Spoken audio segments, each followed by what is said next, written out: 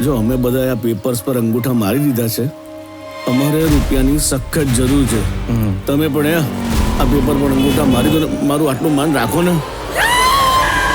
મેં તમને પહેલા જ કહ્યું તું કે બધાની સર્વસંમતિ હશે તો જ હું આ જમીન ખરીદીશ અને તો જ અહીં કોમ્પ્લેક્સ બનશે. હો ભાઈ, આમાં નાગજીભાઈનો અંગૂઠો ક્યાં? મારી 4 આંગળીઓ વચ્ચે સહી સલામત છે. આટલો સરસ ભાવ મળે છે આપણને જમીનનો, મારી દો ને યાર. નાગજીભાઈ, મારો અંગૂઠો આટલું બધું શું વિચારવાનું હોય? ભાઈ મારી દો ને અંગૂઠો.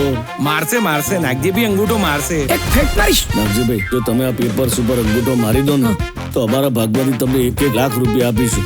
બસ ખાલી 1 લાખ? મને 90 લાખની જગ્યાએ ખાલી 1.5 કરોડ આપો. હાય નાગજીભાઈ, તમારી જોડે 1 અઠવાડિયાનો સમય છે. એ નહીં માને ને તો હું એની એને ડોકી મચડી નાખી. તને એવું લાગતું હશે કે તું આ ગામનો એકલો મરદ ને ડોન, પણ જે દાડ મારા બાપા બગડ્યા ને એ દાડ લુગડું પહેરવાનું એ બોન ને મેલે લ્યા. સાહેબ મારા બાપા ખોવાઈ ગયા.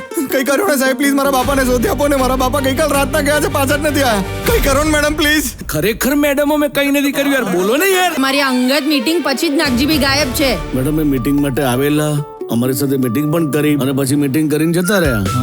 નાગજીભાઈએ જમીન વેચવાની ના પાડી અને નાગજીભાઈ પાસેથી જબરદસ્તી અંગૂઠો લઈ એમની બોડીને સગે વગે કરી. અરે ના ના ના ના ના નાગી લાશ ક્યાં દાટી છે? જી બોલ. શું બોલો છો? નાગજીભાઈની લાશ ક્યાં દાટી? આના બાપા કોઈ સગાવાલાને ત્યાં ગયા એવું પણ બને? ગયા તા ભાઈ સગાવાલાને ત્યાં કોઈ સગાને મારા બાપા વાલા જ નથી. એ દિવસે છે ને સલ્લુ ગુસ્સામાં કહેતો હતો કે હું અહીંયા મારીને ઢાંકી નાખીશ. ચંદુભાઈ છે ને જમીનના સારા પૈસા આપવાના હતા, એમાં નાગજી આડો પાટ્યો. તો મારી નાખવાનું. આ પાટો કેમ આવ્યો સરપંચ? આ નાગજી પોતે જ ભાગી ગયો હોય તો શું કામ ભાગે પણ? બાપા ફક્ત 2 દિવસ નાગજીભાઈને શોધીને કેસ સોલ્વ ના કર્યો ને તો હું મારી નોકરી અને આ ગામ બંને છોડીને જતી રહીશ. ચલો ભાગો કાકા. નાગજી નાગજીને